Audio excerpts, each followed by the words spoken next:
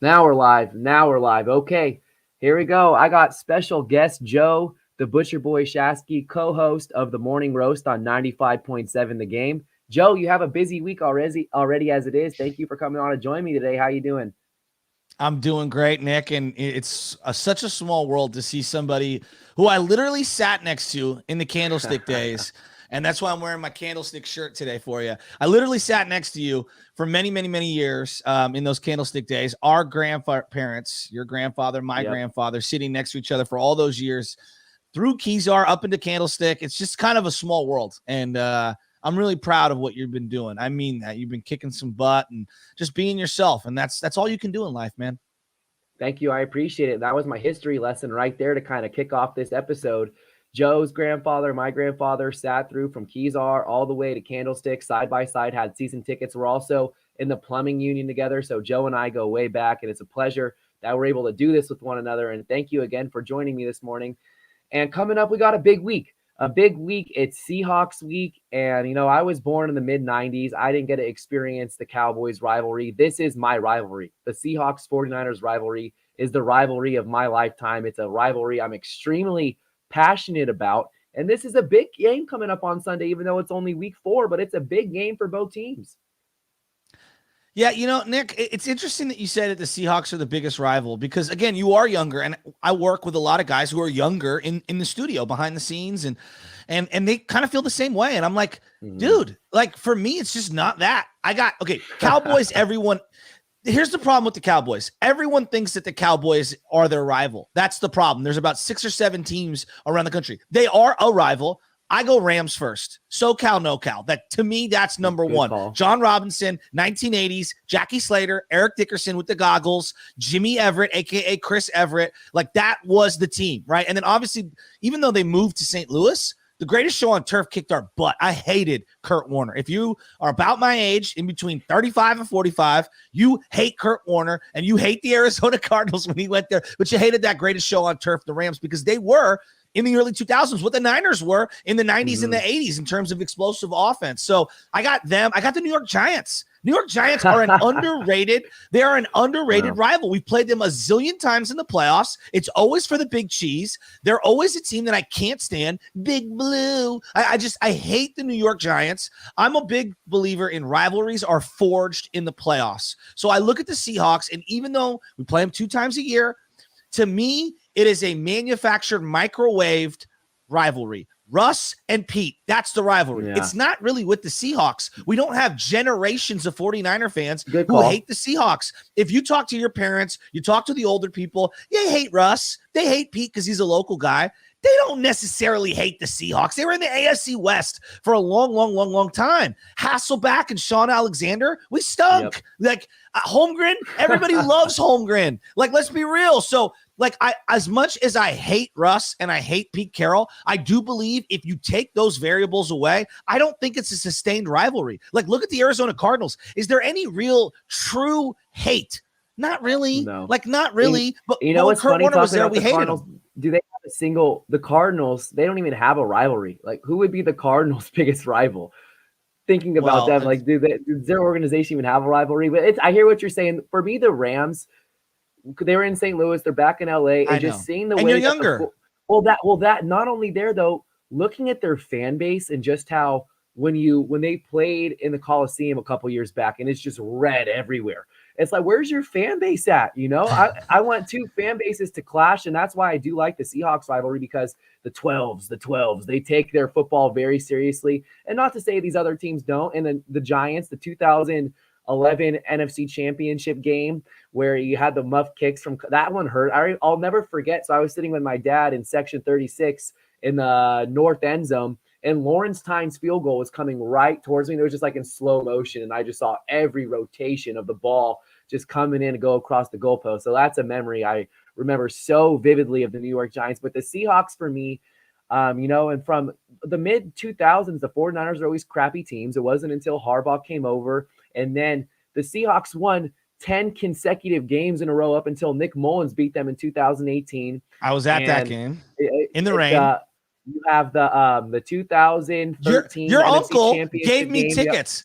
No, Really? wait. Okay. Your Yeah. uncle gave me his tickets on the opposite side of the press box, the ones where you're standing in the. Yep. And I stood in the pouring rain for that Nick Mullins game just to go way back. Me and Nick. I'm dead serious. I love your Uncle Dave, by the way. Yeah, shout out Uncle Dave. He has some nice seats right there on the 40, 50-yard line and the 300 level. Yes. But yeah, so the Seahawks, and then you have the Richard Sherman eating the drumstick on Levi Stadium. That was a bad one.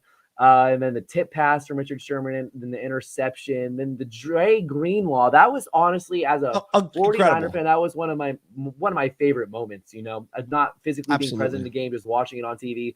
So yeah, my lifetime, I got to go Seahawks.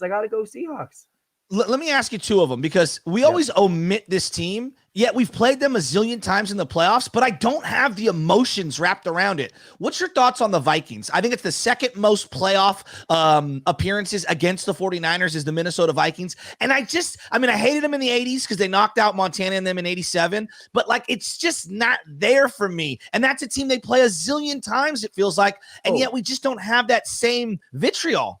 Yeah, I'm the same way. When the Vikings come to town or we go to Minnesota, I'm not like, oh, this is a big game, the 49ers and Vikings.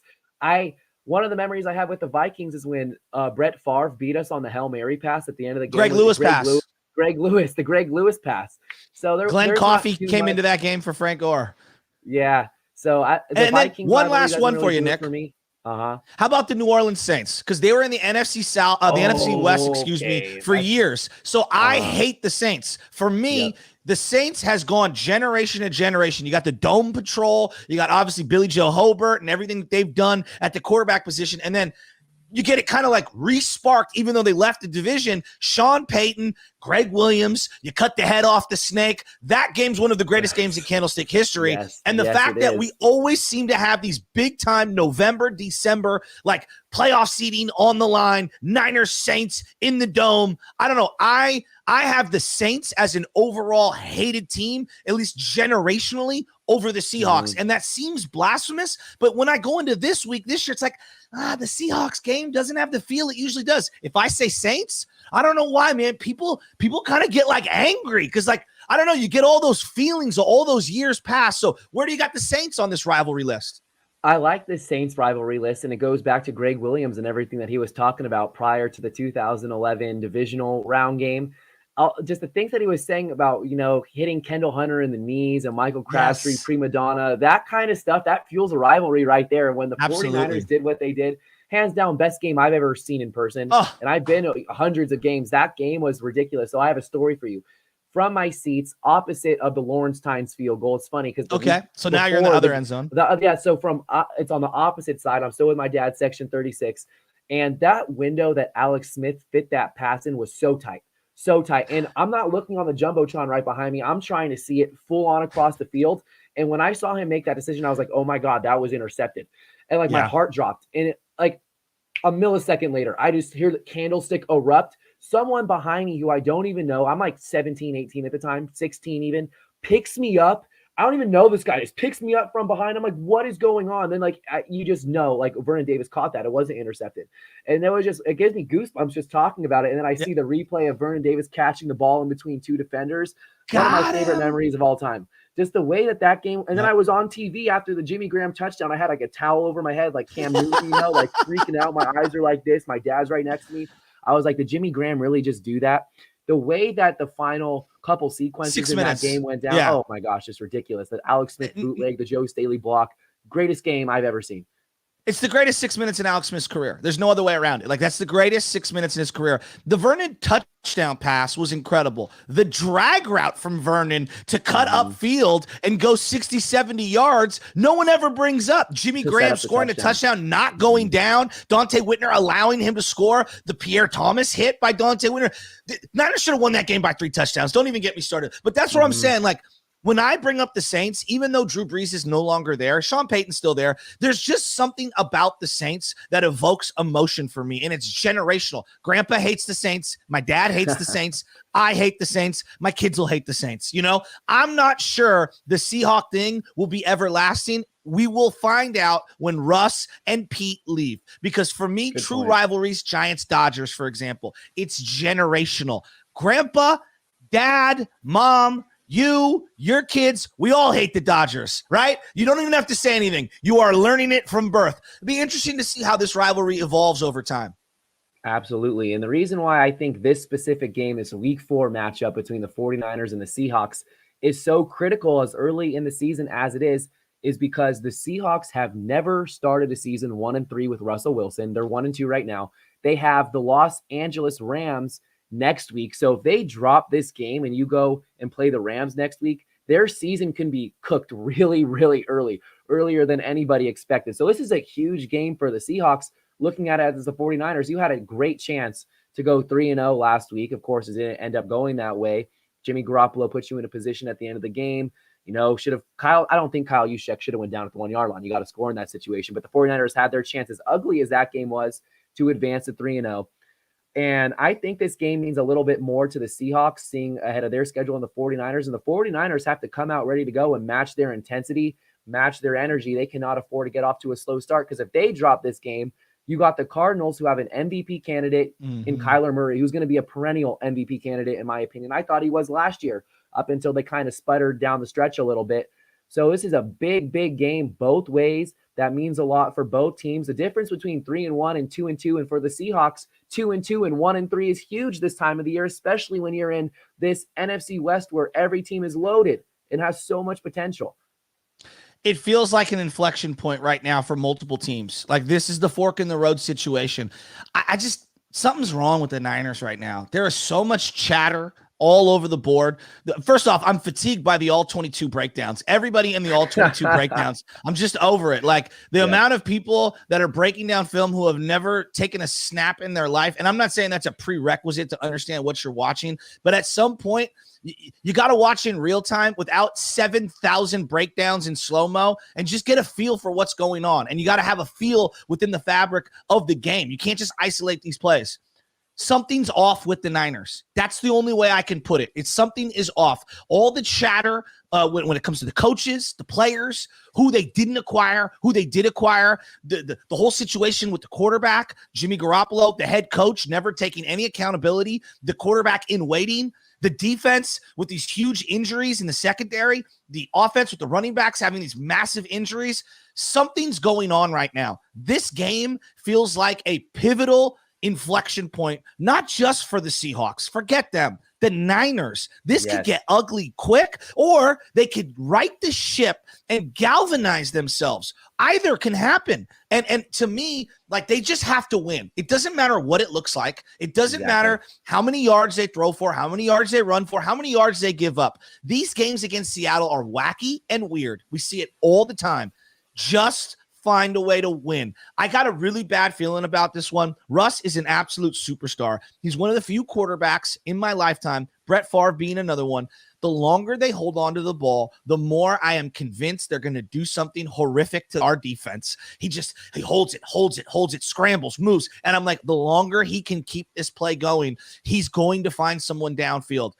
I'm really worried about this game. I don't care what Seattle looked like before. Last year, they were horrible heading into that Niner game. And that defense blitzed the crap out of the Niners and shut them down. I thought Bobby Wagner was done. He looked awesome in that game last year. So I take everything that they've done the first couple of weeks, I throw it right out the window. And here's the thing. I'm looking at Shanahan. You have been going up against this defense, a version of this defense in practice every day for the last 4 years. There's no excuses to get off to a bad start this week. No excuses. You cannot lay back-to-back-to-back eggs in the first half. You can blame the quarterback all you want.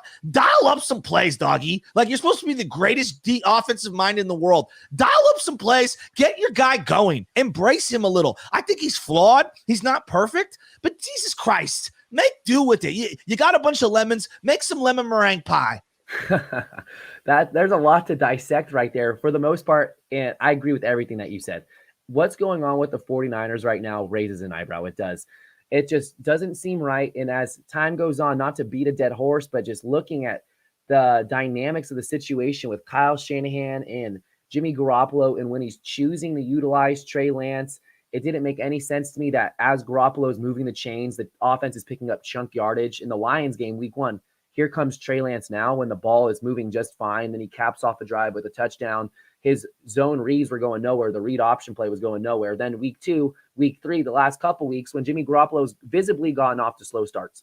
And when that's the case, I don't think that Garoppolo should be pulled entirely from the lineup. I don't think that would be fair for him. I don't think it would be fair to bench him, but at least put in a 3rd overall pick when the offense is starting slow like that to try to create a little buzz, a little energy, catch lightning in a bottle. And if that happens, then there's your opportunity to go with Trey Lance. And his reluctancy to do that, to give Trey Lance those opportunities, even if it's just a couple plays when Garoppolo's sputtering, it gives me a pause. Like, is this really who Kyle Shanahan wanted in the beginning going through the draft process? And as time goes on, I'm starting to buy into the Mac Jones stuff a little bit. And again, not to beat a dead horse, not to go down that rabbit hole. Who knows?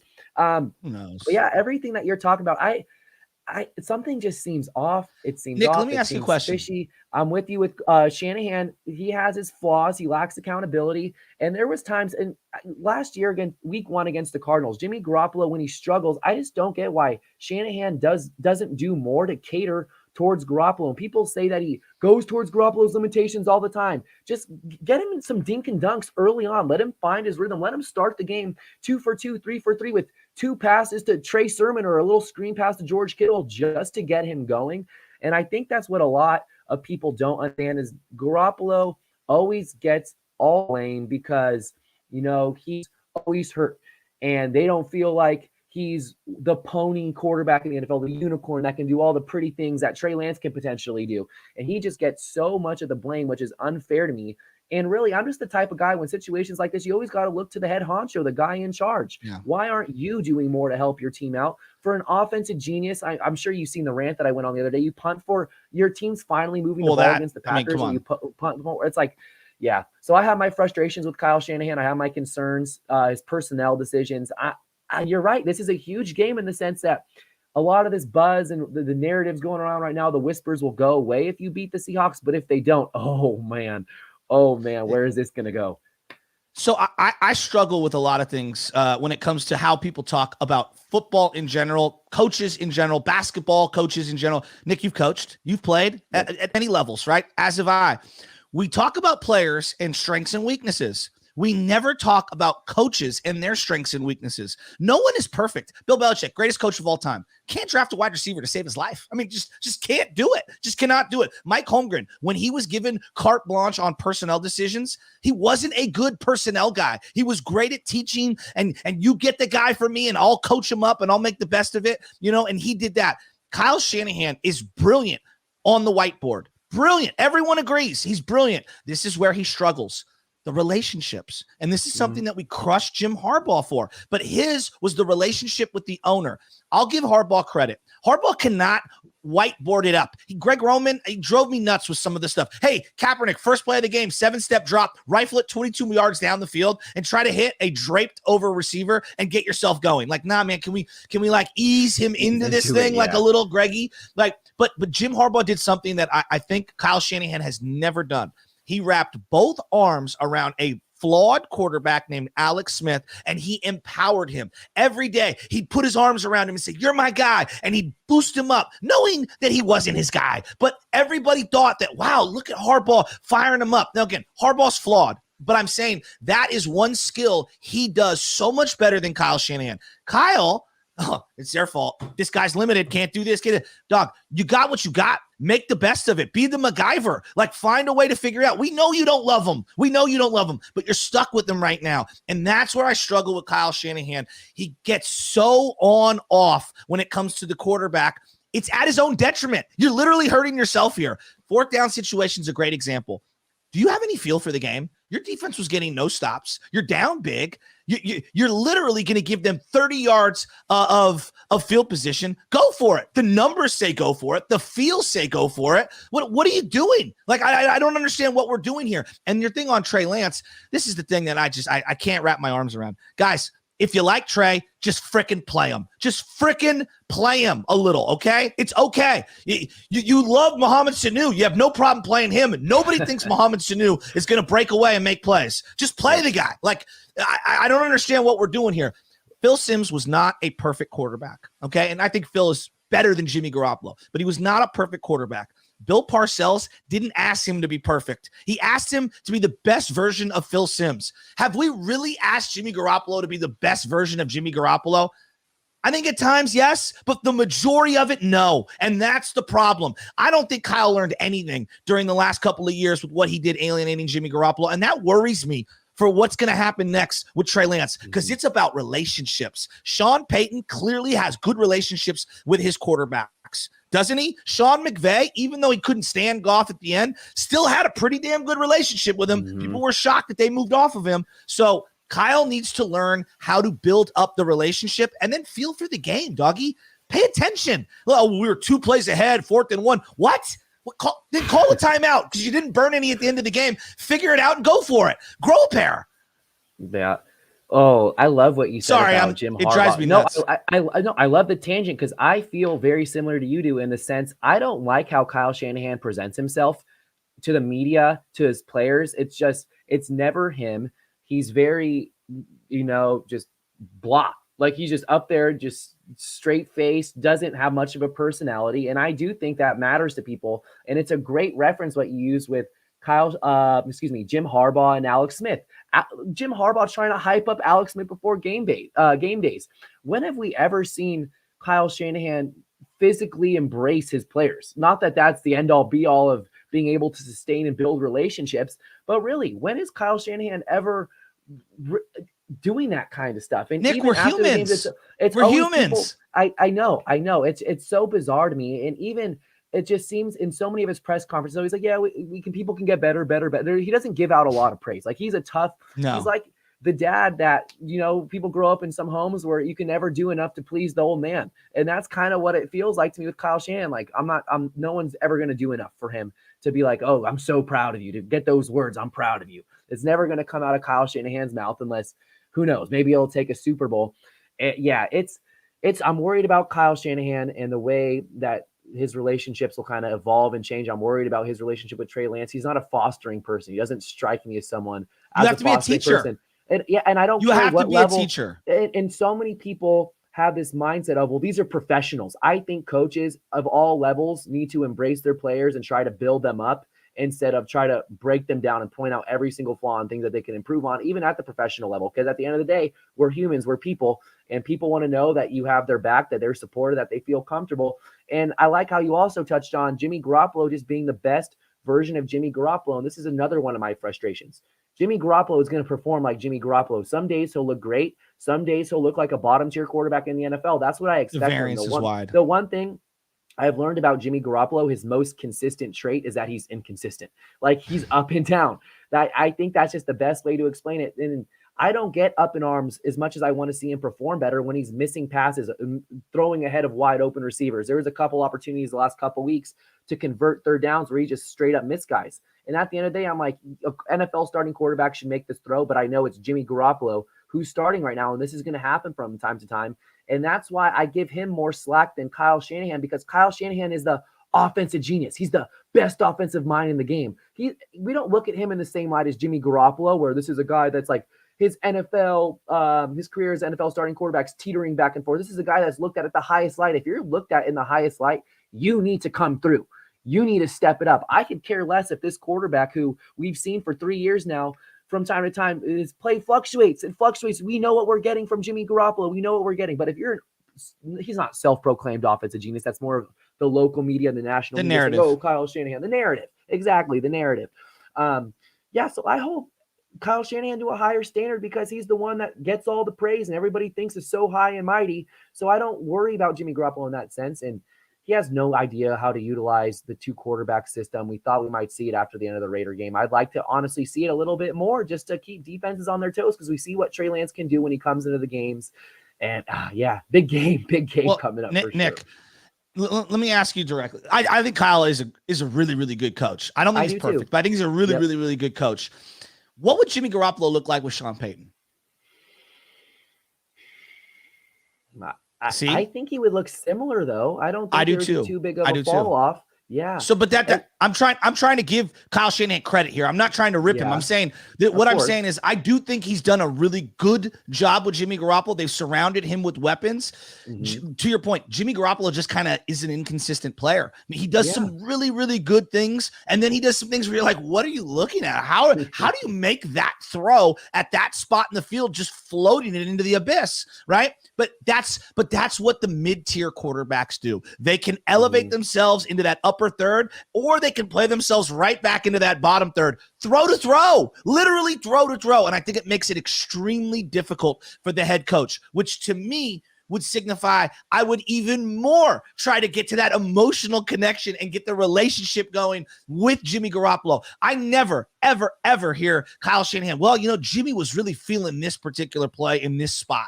You never get that. Yet all the other quarterbacks around the league, coaches are trying to cater the playbook to things that they believe that guy has confidence in doing. I've never heard that in 4 or 5 years. And that's not a critique on Kyle. He has full autonomy, but every now and then throw the guy a bone.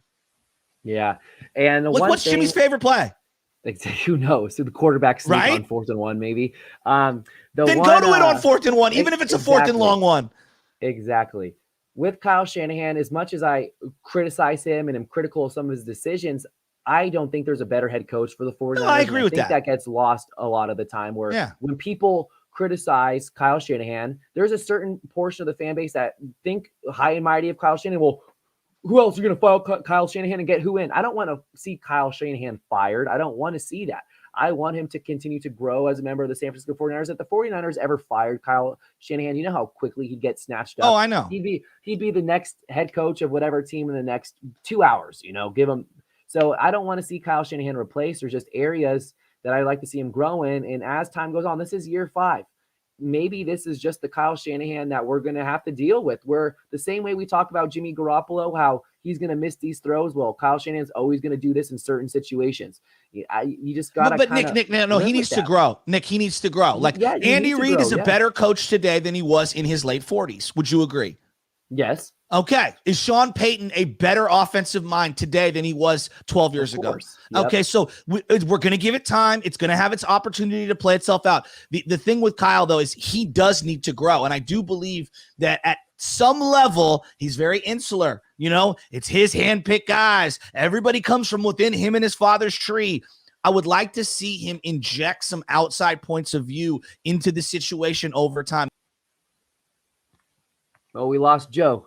That's all right. This is a great time to bring up that you are listening to the Faithful Fanatic Podcast, now part of the Pigskin Podcast Network, and we are sponsored by DraftKings. You could download the DraftKings app today or go to DraftKings.com and use promo code TPPN to receive $150 in free play off of a $1 wager when you use the DraftKings Sportsbook app. A $1 wager on any Week 4 game. A $1 wager on any Week 4 game will net you $150 in free play in the DraftKings Sportsbook app. If you do not have the DraftKings Sportsbook accessible in your state, Joe is back, but this was a great time for me to throw in my DraftKings role. If you do not have DraftKings Sportsbook accessible in your state, and you can play daily fantasy sports, use promo code TPPN. That's promo code TPPN when you download the DraftKings app and get 20% match on your initial deposit up to $500. So DraftKings, download the app. They give out millions in cash prizes each and every week. A lot's going on with DraftKings, and one area of concern I have going into this game, and two guys who I'm probably going to throw into my DraftKings lineup, considering they're going up against the 49ers hurt secondary, are DK Metcalf and Tyler Lockett, two big-time fantasy players. Joe, how are you feeling about the 49ers' ability to stop DK Metcalf and Tyler Lockett? I mean, about as good as my ability to not eat a French fry that comes in hot and delicious from McDonald's as I'm in the drive-thru. Like, it's impossible. These guys are going to go off. I mean, as long as they're healthy. We don't know. I guess both guys are questionable, doubtful. I'm not even sure what the exact status is as of right now. DK Metcalf is... Look, I had 3 players charted. Everyone, the 3-cone. These freaking nerds. They drive me absolutely nuts. Big, strong, fast works in the NFL. Newsflash, people. Like, it's a gladiator sport. Like, it is impossible to cover someone that big, that strong, that fast. I don't give a damn what your 3-cone looks like, all right? We have gotten so into the weeds on what makes someone good. Some guys are just good. Some guys just create separation. Some guys can catch a contested ball. This is why a Chase Claypool falls to the 3rd round. Like, everyone and their moms could say, that dude is big, strong, fast. It's going to work. You know what I mean? Put him in the right situation. DK Metcalf, I had 3 players who I would take top 5 overall in that draft. 3 players. It was Kyler, Nick Bosa, DK. I said it just like that. And the 49ers missed out on A.J. Brown and DK. Now, Deebo Samuel is having a monster year. He's having a monster year. And I love what I see from him.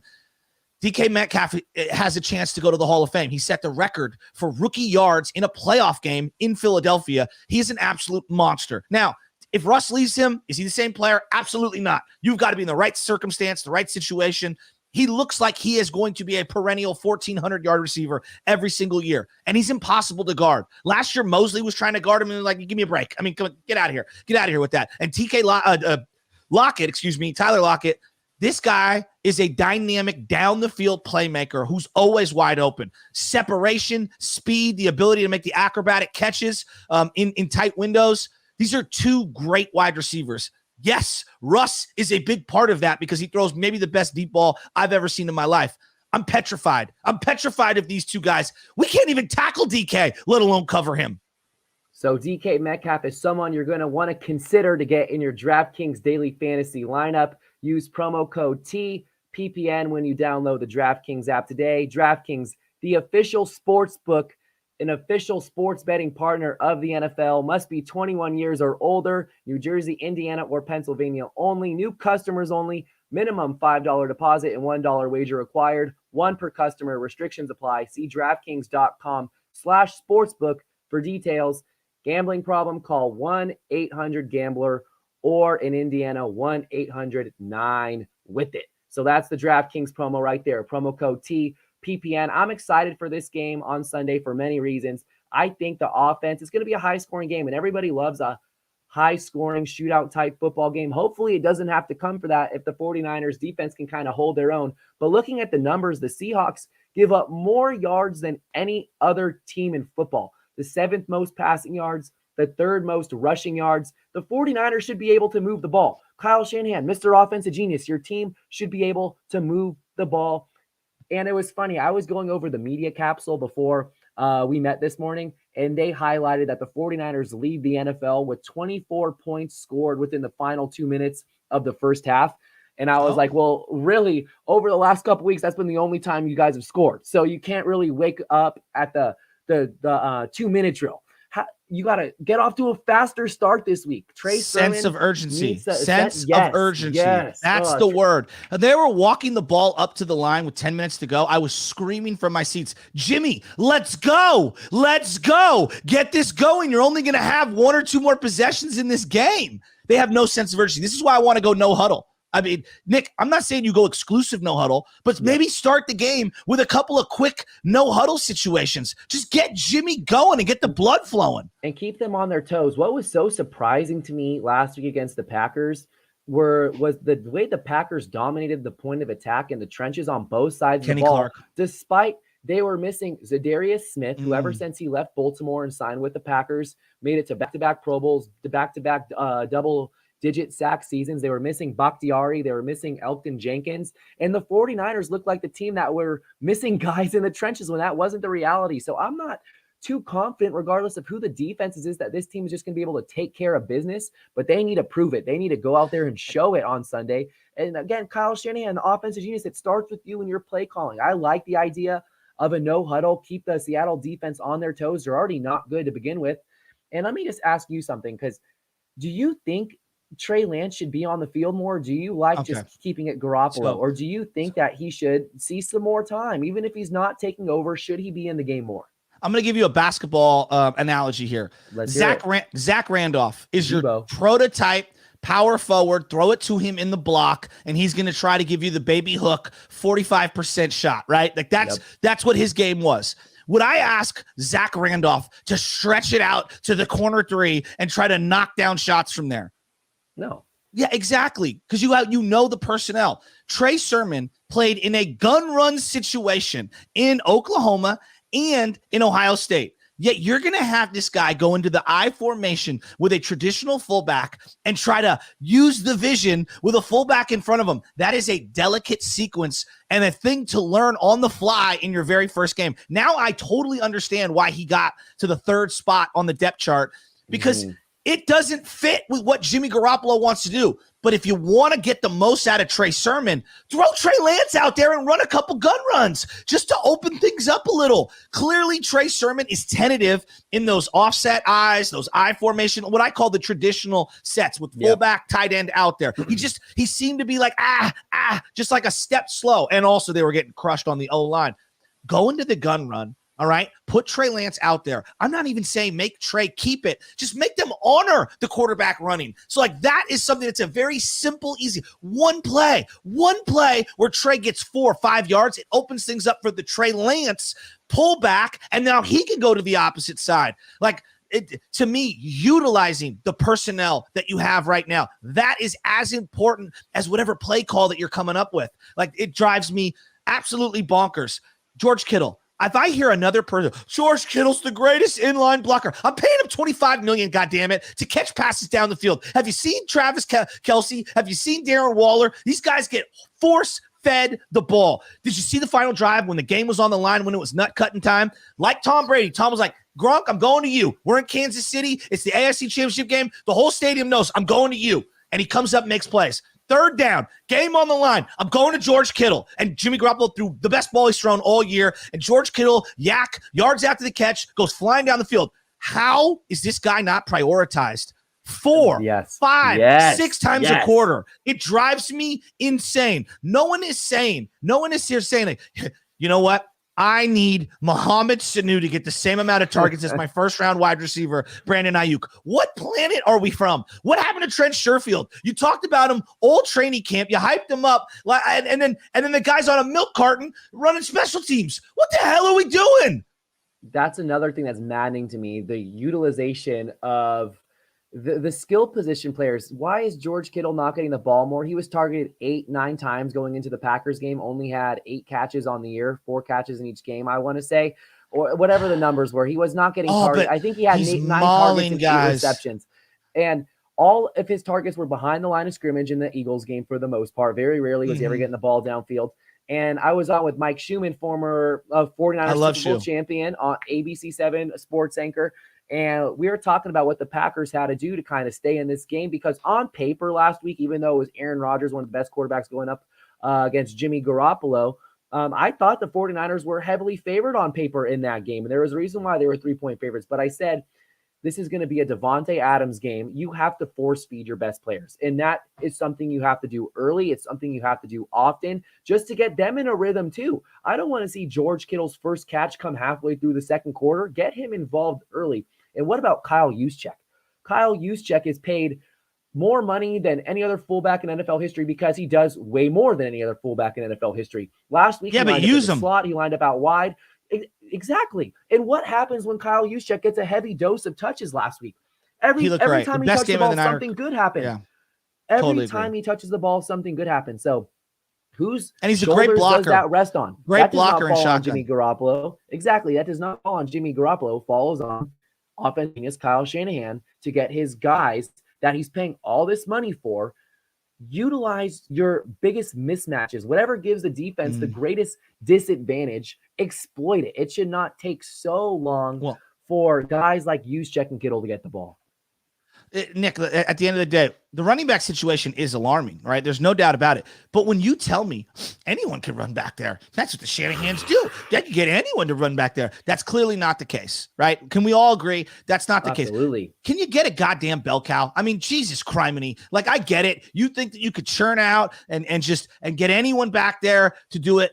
No, you can't. If the running game is that important to what you want to do on a week-to-week basis, then you need to invest the money and the draft capital appropriately into those spots, and you can't miss. If Trey Sermon is a specialized gun run back, then maybe you shouldn't have made that pick in the 3rd round. Maybe you should have waited till the 4th, 5th, 6th round to go get that guy. Like, because Elijah Mitchell, God bless him, love the speed. He's not built to take 25 carries a game. He's too small. Nope. It's just, he is what he is. He is too small. So if you want to run the ball, and that is the hallmark of how you're going to set up the rest of your offense via the play action, then you need to invest in the running back. And this goes back to, doing Jimmy Garoppolo a disservice. He's a pocket quarterback. At what point have they built a pocket for this pocket quarterback? You have right guards and left guards that no one's ever heard of, that someone else threw away the trash. And I like Laken Tomlinson, but nobody's beating their door down to go get themselves Laken Tomlinson. Alex Mack, I don't know. Is this the last stop in his career? Feels like it. Yes. God bless him, but it feels like it. You could have taken Ruiz instead of Kinlaw. I was banging the table for Ruiz, the inside offensive lineman from Michigan who ended up going to the Saints. Mm-hmm. The allocation of draft capital on certain positions drives me insane. And this is where you tell me you're analytical. You tell me you're smarter than everyone. You're not. You took a 2-down defensive lineman with a bum knee, and you put him in, and you paid Eric Armstead and Jimmy Ward and let the all-pro walk away. Now, I'm sorry. Not just the all-pro who is an absolute Ironman and missed, I think, one game or never missed a game as a 49er, the one quality that very few players on this team have right now. And this is great that we're talking about the running game and talking about the injuries. Raheem Mostert is a player that I think is one of the most important 49ers because this team relies so heavily on the big explosive run, the 10 plus, 20 plus yard run. He could take it to the house any single time he touches the ball. And you're not going to get that same sort of explosiveness with Trey Sermon. That's already kind of been seen. Elijah Mitchell has some of it in him. Jeff Wilson Jr., I can't wait for Jeff Wilson Jr. to come back. But when he comes back, who knows how long he's going to be. Is he going to be able to play out the entire season? Is he going to get hurt again? He's a guy that's missed a lot of time. And that's the same story with a lot of these 49er players. But this is my next question as we go into the Seahawks game. How has your expectations or how have your expectations shifted from going into the season, now having 3 weeks to digest some 49ers football? What was your outlook going into week 1 and now going into week 4? Has it changed at all? Before the season, all I heard from everyone, here's a Super Bowl roster, No, it's not. Super Bowl rosters have Super Bowl winning quarterbacks. It's that simple. There have only been a handful of non-Hall of Fame level quarterbacks to win.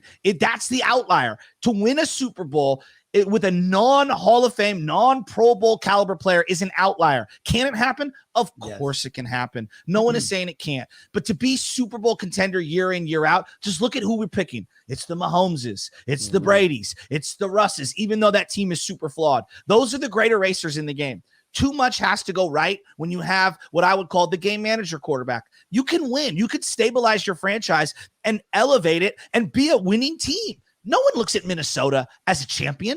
No one looks at them as a Super Bowl contender. I had this team pegged at 9-8. There's too much transition going on. There's too much uncertainty with where they're at. They're in a spot right now where they tried to thread the needle with Jimmy Garoppolo, when the reality is they might have done a disservice to everyone. Jimmy, themselves, the young quarterback. I'm a believer in you play. This mystical fairy story where Mahomes sat for a year and then he came in and he hit the ground running. Man, Carson Palmer sat for a year and he didn't hit the ground running. He was all right in his rookie year. Go back and look. He was all right. We're acting like he came in and he was looking like John Elway. Like, you play, you get better. Anything in life, you go out and you do it and you cut your teeth, and it's going to be ugly. It's going to be ugly. Rookies have struggles. It's going to be ugly. But they weren't ready to embrace that. They wanted to have their cake and eat it too. And to me, that puts yourself right in the 9-8 zone. Could they win double-digit games? Absolutely. Ball can fall their way. They can win double-digit games. But I have a feeling that this is going to be one of those transitional years. And my theory is, get the kid out there. Let's let him play. He cannot go back-to-back years with not playing. He's got to get reps. He's got to play. Tony Romo, everyone thought he was going to be the guy. Dak Prescott comes in. Now, he had way more starts in college. Comes in. And that was his best year. He's 13-3. He looked fantastic. All the playing he's done since then has put him in a position to where he is right now, where he just looks so confident, totally different. And I don't even think Dak's that great in terms of skill set, but he's got all the moxie and all the reps and all those things that you're looking for. And now you're seeing it. Joe Burrow. Look at Joe Burrow. He's not perfect. Looks so good. He looks so good. He looks fantastic. Yeah. And he had limited playing time. He went from Ohio State to LSU and basically only played like a year and a half of football. But he needs all the reps that he can get. And here's the thing. He got hurt behind this offensive line. He came back off a devastating injury and looks so electric. Look, Bengals could lose every game from here on out. I think everyone would agree. They made the right pick with Joe Burrow. He looks good. Trevor Lawrence, he's struggling. But you know what? I see the signs. There's something there with that guy. There is something there. And then I look at the New York Giants, Daniel Jones. He's been playing. I don't even know how good he is, but he's gotten better. He's gotten better, right? You've seen the guy get better. I got to see what I have in the wild card, Trey Lance. Turn the card over. Flip the script. You want to get to him. Let's just see it. Now, that's my opinion. I never wanted to see Jimmy anymore. Once you decided to move up to get this guy, move off of Jimmy, use the whatever leftover money and whatever draft capital you can get and shore up the holes on this team. Secondary, hello? Can I get a playmaking free safety? Can I get a guy who can actually intercept the pass in the secondary? The whole league is intercepting balls in the secondary, except the San Francisco 49ers. That's a problem. Yeah. I was one of no, that's a great rant, great tangent right there. And I was one of the ones that view the 49ers as a Super Bowl contending team because we saw it in 2019, but you nailed great points about when you have a quarterback like Jimmy Garoppolo, so much needs to go right for a player of that caliber to find himself in the Super Bowl, just like in 2019, where the ground game, Raheem Mostert's development towards the end of the year really propelled that. He was the X factor that carried the 49ers onto their Super Bowl run. Raheem Mostert was, and the defense was outstanding with Nick Bosa and Dee Ford. So when you have a quarterback like Jimmy Garoppolo, everything needs to go right for you to find yourself in the Super Bowl like it did in 2019. And the reason why my expectations are kind of shifting right now is because not everything's going right. Your cornerback, Jason Verrett, is out for the year. And Raheem Mostert is out for the year. Who would have saw that coming? Who would exactly? And that's kind of like the old if you stay healthy, that's the game's violent. San Francisco 49ers. Yeah, If the 49ers violent. Can stay healthy, yeah. And it's guys that you just see it coming. You see it coming with some of these guys, and they're the guys that are the top dogs. You can't have your best players at marquee positions on both sides of the ball be guys with huge injury histories. And like you're talking about with the allocation of draft picks and funds, they need more depth at corner. What about drafting Aaron Banks instead of Asante Samuel Jr., who is lighting it up right now with the Chargers? Can Aaron Banks be that much worse than Brunskill? I'm asking sincerely. God. How bad is that? I don't know. And if he is, that's a huge problem that your first 3-4 picks aren't contributing at all. Trey Lance is kind of an outlier there because the other three, Aaron Banks isn't touching the field. Ambry Thomas can't beat out Dante freaking Johnson, who just never goes away and is always on this roster one way or another. And then Trey Sermon was your fifth back at the start of training camp, fourth back, and now he's propelled into a role because of all the injuries around him. That's concerning. And when I take a step back and look at the 49ers outlook as a whole beyond the season, it's why are you missing so many marquee draft picks? Nick Bosa fell into your lap. Deebo Samuel was a pretty good pick. George Kittle was a good pick. But this team, Javon Kinlaw, you touched on the two hurting knees. They haven't screamed really it to the dead. They can nail the draft picks unless it's the fifth round. They're lucky rounds. Yeah. No doubt. Nick, let me ask you a philosophical question because this is where I struggle with this. And Bonte has been Team Jimmy forever. Once you've made the decision to move up to go get the kid, it doesn't matter. All the other stuff doesn't matter. You ever been in a work environment situation where boss is leaving? Do you give a damn what that boss has to say? Or you're like, just give me the next guy. I don't even care what you're saying. You're on to the next thing. That's how the whole roster is looking at Jimmy Garoppolo. All right. They might be friends with him, but they all know this is going to happen. The second you drafted Trey Lance, I knew right away, this is a 3-year process. This Patrick Mahomes fairy tale that everyone wants to have happen, that is the outlier. Most guys, if they're going to grow and be good, are going to have some struggles early on, the way Josh Allen did. Now, his trajectory was light years, right? You're praying it looks like Josh Allen from year 1 to 2, 2 to 3, right? You're praying it looks out like that. But most guys are going to struggle like he did in year 1. But it's about that year 2 and year 3 and year 4 for Josh Allen. That's where the Bills think that they're going to hit. It's the same way. The minute you took Trey Lance, philosophically, I said to myself, okay, throw the Super Bowl out the window for the next couple of years. This is about how quickly can we get up to speed with Trey Lance, because that's really what it's all about. It's about 15 years with Trey Lance. If you're really being fair, it's about year 15. It's about all the stuff in between. You're praying to God he turns into your John Elway, your Steve Young, your Joe Montana, whatever it is, your Russell Wilson, right? How many lumps has Kyler Murray taken over the first couple of years? A handful. Okay. And is he better for it today? Yep.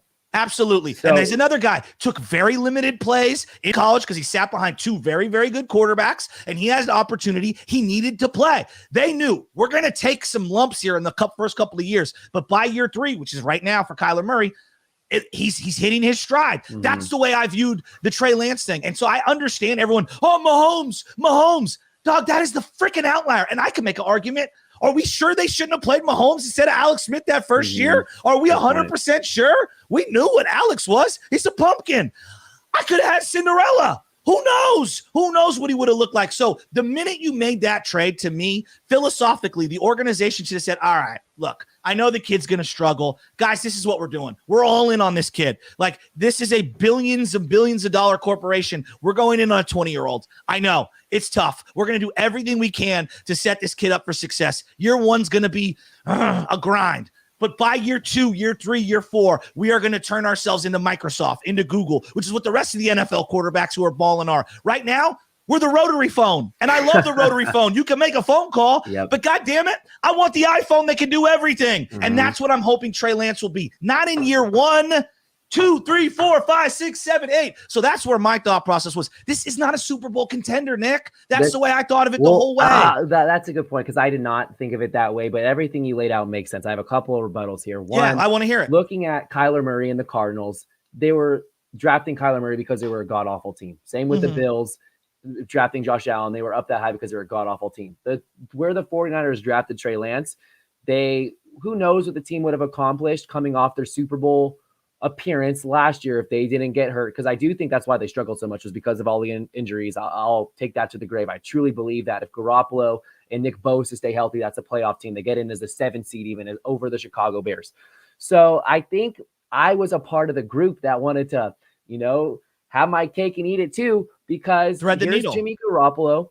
And I remember we had this talk, you, Bonte, and I, before the draft, and I was adamant, a scenario that's really growing on me: keep Jimmy Garoppolo. We've seen him succeed. He has a great win-loss record. Say what you want about the quarterback win stat, but he wins football games. And what I felt like was around this team, and I still do to an extent, they're competitive. Whereas if Trey Lance came in, like you're already touching on, there was no hope of a Super Bowl if Trey Lance came in. And I'd agree with that if Trey Lance starts this year, then you're probably not going to see a Super Bowl appearance. And, what was my second point? I had a second rebuttal. They were talking about Kyler Murray, talking about Josh Allen, different circumstances there. And then Jimmy Garoppolo's trade value.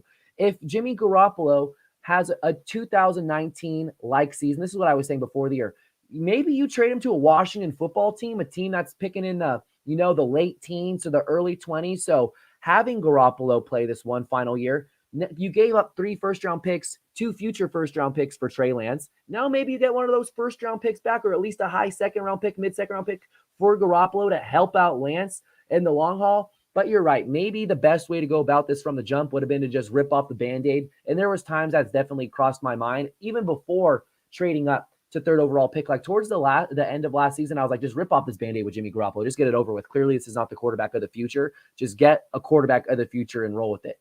And then as time kind of went on, I was like, well, if his ankle was really bothering him that much, and that's why he performed the way he did, and we did see this from 2019, there's strong pieces intact where Jimmy Garoppolo can still play at a decently above average level, that maybe there's hope that this team could strike lightning in a bottle again, end up in the playoffs. That does not seem like that's going to be the case. So now as time's going on, I'm way more open to Trey Lance. If Trey Lance were to start this Sunday, I would be excited. I would be flat out excited. It's not like I have some sort of attachment to Garoppolo. I just thought with his experience and the rookie quarterback never making it to or winning a Super Bowl before, let's just throw Jimmy out there one more time, try to give him an opportunity to boost his own trade value. I don't see a snowball's chance in hell that he's on this team next year.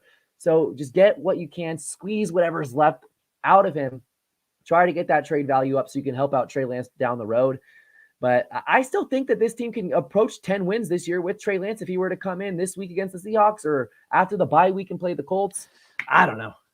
So it's an interesting counterpoint because I think philosophically, part of why I didn't want Matt Stafford was because you're all in for the next 2 or 3 years. It's all in. It's it. That's it. You have to win or it all means nothing. And that's the way I viewed the Jimmy thing. You're going to keep him around. Well, you have to win. What happens when you don't? Because only one team can win the Super Bowl. And it's really, really, really hard. Aaron Rodgers has been to 1 Super Bowl. Drew Brees went to 2 Super Bowls. You know what I'm saying? These are so difficult to get to. So difficult to get to. So to think that Jimmy Garoppolo is going to replicate 2019, that to me, percentage-wise, if we were looking at, it's just very difficult. There was a bigger percentage that he would just be which is kind of what he is right now. He's good on one play, on another play. And no one's trading first-round, second-round picks for these guys. If you could have got anything for the dude, and this is the other part, there weren't a lot of teams with salary cap to receive him back. So that's the reality of it. There just weren't a lot of teams that could absorb that money back. To me, it was sunken cost. Once you know you want to go get a brand new vehicle, sell the one you got and ride the new one off the lot. You know it's not going to be perfect. You're just going to try to figure the damn thing out. Look, man, Jimmy has been a good 49er. It was a good trade. I'm glad they signed him. But the minute you knew that you were going to trade to go get Trey Lance, the amount of probability of success happening with Jimmy Garoppolo diminished dramatically for me because he knew and everyone in the building knew, dude, we got your replacement and he's over here. And it's just so rare that a guy can do what Alex Smith did. I hear you loud and clear. It's going to be interesting to see how it all plays out. Think of how optimistic, Nick, I want to ask you this. How optimistic, even if they lost, let's say they go 6-11, but Trey Lance plays and he shows flashes. How much different would that be than a 6-11 with Jimmy Garoppolo, or even a 9-8 with Jimmy Garoppolo? Well, I think 9-8 with Jimmy Garoppolo gets you in the playoffs. So I gotta. Okay, so you go to the playoffs and what? And lose? I would rather go to the playoffs and lose than not go to the playoffs at all. So now Trey's not played at all? This is no, not necessarily. So I think that Trey Lance, regardless if it's Jimmy Garoppolo starting, should be on the field. We need to be seeing something from Trey Lance. And I don't think it's detrimental to the team. I think if there's one quarterback that can handle a situation like that, it's Jimmy Garoppolo. We've seen it. The first pass of Trey Lance's first touchdown pass, Trent Sherfield, Jimmy Garoppolo jumping up and down on the sidelines. Trey Lance literally stole his drive to throw that touchdown to Trent Sherfield against the Lions. Jimmy Garoppolo jumping up and down on the sidelines. So I don't think Garoppolo has a problem with it. I really don't. He wants to win to me.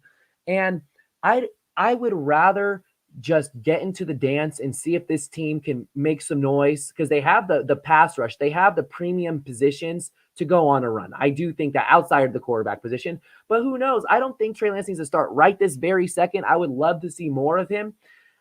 But I would rather get into the playoffs. If you're telling me you're going to go 6-10 with Trey Lance or 9-7 with Jimmy Garoppolo, and you're the 7th seed, you're the wild card, and you go to Los Angeles or Tampa Bay, that wouldn't be the case. I guess so because you play the 2 seed. I would rather do that. But now you're postponing. Now you're postponing Trey's development into next year, and now next year's success is kind of like, how rapidly can he improve here? So that's, to me, the minute you've traded, and Nick, you know the team, our grandfathers go back to Kezar. They traded more high-end draft capital for this kid, Trey Lance, than at any point in the history of the team. Zoom out from this year, because that's what you have to do when you're running an organization or a business at any level. You got to zoom out. Keeping Jimmy and playing him and being insistent on playing him and not developing Trey is penny wise, pound foolish. It's great for 2021, but it diminishes 2022. That's what it does to me. And that's where I had to zoom out. And I'm like, I'm resigned to the fact this is all about Trey's development. And that's hard to say because, well, you don't love the team. You don't want him to win. No, the exact opposite. I want to win more than anyone. But I also realize with Jimmy, we're talking about just this year. With Trey, I'm talking about his career, because that's what this is all about. So philosophically, I just disagree with you, but your point, that's how a lot of people feel. Mhm. You're not wrong. And that's what makes this so controversial. This is the largest acquisition in 49er history. It's freaking crazy. It's crazy. And so the fact that people are losing their minds right now, we're talking about biggest rival. You want to know what the biggest rival is in 49er land? It's their own fans. They are so divided over Jimmy, Shanahan, and Trey. It's the biggest rival in 2021, hands down. I see it every single day on Twitter, every single day. And I haven't had a dog in the fight. I'm just, whoever you want to win. You want to win. You want to win. All right. You've already expressed that you're not feeling too good about this upcoming Sunday. No. And for me, it's just one of those games where you just got to watch it all play out, hope for the best. It's a big one. I'm hoping that the Niners go 3-1, obviously, because we want to see them win. But if they go 2-2, if they lose to Arizona, it seems inevitable to me that Trey Lance will be starting week 6. And if Trey Lance is not starting week 6 after 2-3 consecutive losses from Jimmy Garoppolo, then I kind of be like, what is going on here? Because that just seems like such a reasonable time to throw him in the lineup. Nick, if you could figure out Kyle Shanahan, let me know, because I got no clue what this dude's going to do at any point ever. I mean, I thought everyone told me Ayuk was hurt. Ayuk was in a doghouse, and I don't even know what to make of this guy. This guy Shanahan, and this is kind of why I love him. He's completely insane. And big game on Sunday. If the 49ers win, they will put some of the narratives, the whispers, the rumors to rest right now as to what could possibly be going on with this team. If they lose, watch out. I don't know what's going to happen. Well, I want to end Russ and Pete. Media for sure. That's another thing. Like, lost in all this, they ended Harbaugh and Cap. Oh, no, they played another year and went 8-8. No, they ended us. In the same way, the Raiders kind of ended Kaepernick in that one game. You remember the game down the stretch when they were 8-5 and they ended up stumbling to an 8-8 record? You could end them. You could end this relationship. Russ has an opt-out at the end of the year. If you take Russ off that team, they have no draft capital. They got nothing. They are resetting from scratch. They're instantly the worst team in the division. Like, this is an arms race. This division is very, very difficult. But I look at the Rams situation. I'm like, they're in it for the next 2 years. After that, oh no. Arizona, I think they're in it for the long haul. I don't know if Cliff Kingsbury is, but I definitely know Kyler is. And I know the Niners are in it for the long haul. That's why I'm taking the big view approach. And the hard part is, Nick, that does mean I'm kind of punting on 2021, which I never want to do. Yes. But it's about the quarterback once you do that. It's hard. This is why it's such a controversial topic right now. It is because you think of the 1 year of Jimmy Garoppolo maybe keeping you more competitive than you would be with Trey Lance, worth not having Trey Lance to make those Josh Allen strides so you can become a perennial contender faster. I hear you. Chicken in the egg. I don't think there's a right answer. That's the other part, because there's so many examples throughout the history of the game which go in all directions. You know what I mean? So, look, the reality is this, Nick. Shanahan will be a coach so long as Trey Lance is a superstar. If he is anything but a superstar, they're both gone, and so is John Lynch. It's that simple. Now, it might take a couple years, but literally they're attached at the hip. So if he wanted Mac Jones and he didn't get his chance to get him, he's already doomed. Well, we'll just have to see how it all plays out. And this Sunday, it might be a microcosm of what's to come. This one week 4 matchup against the Seahawks. Joe, the Butcher Boy Shasky, 95.7 The Game, co-host of the Morning Roast. Thank you so much for joining me today on the Faithful Fanatic Podcast. I appreciate that. The Faithful Fanatic Podcast is now part of the Pigskin Podcast Network, sponsored by DraftKings. Sign up for DraftKings today using promo code TPPN to unlock a ton of bonuses, free bets in the sports book, extra match deposit percentages down on your daily fantasy sports. Download DraftKings today using promo code TPPN. Thank you for listening to the Faithful Fanatic Podcast. Again, Joe, pleasure having you on. Hey, look, like, rate, subscribe. Follow him at NinerNick_22, but also like, rate, subscribe the Faithful Fanatic Podcast on YouTube. Give my man Niner Nick some love. He was birthed into this. This kid reps hard. He cares. All I care about in life, do you care? Niner Nick cares. That's all that matters. That was the greatest endorsement ever. You can't end on a higher note than that.